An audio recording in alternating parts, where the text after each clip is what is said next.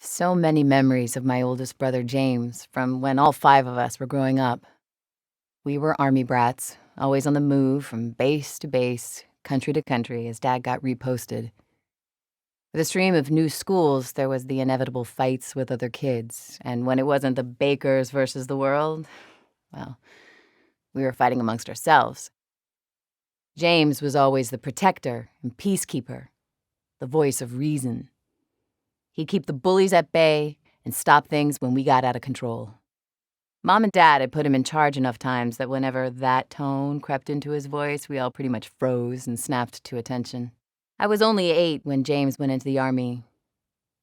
Without his influence around the place, we all basically ran wild. I think my folks were relieved as one by one, we followed him into the service. When I heard my mom's voice on the phone, I immediately knew something was wrong.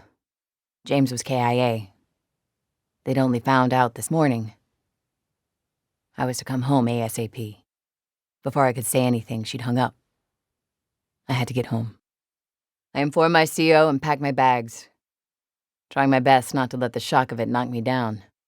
Dad met me off the transport, and while he drove us home, he told me what had happened.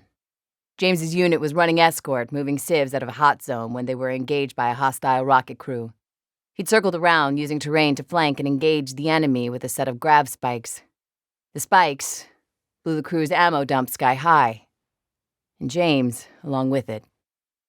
Ever the protector, he gave his life ensuring everyone else got to keep theirs.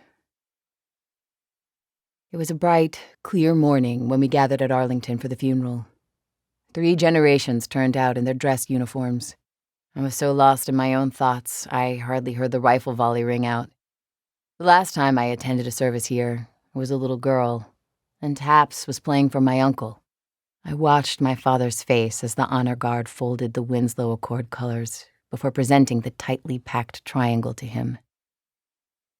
Sure, there were tears in his eyes as he accepted the flag, the token final exchange of child for cloth. But there was fierce pride, too, as he returned the OIC salute. He had instilled the military traditions of honor, loyalty, and courage in us, and James hadn't wavered from his duty to the last. All of us stuck around for a week or so after James's funeral, grieving, relaxing, telling stories about the good times we had growing up, feigning embarrassment as the inevitable photos from school and family vacations got handed around.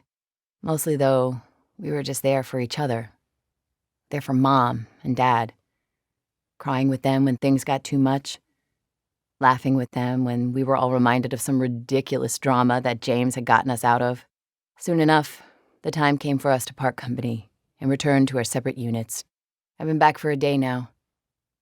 I want to get guns up as soon as I can. James died fighting for what he believed in, for what we all believe in. And the best way I can honor him is to get out there and be the protector that he can no longer be. I love you, bro. I'm gonna miss you.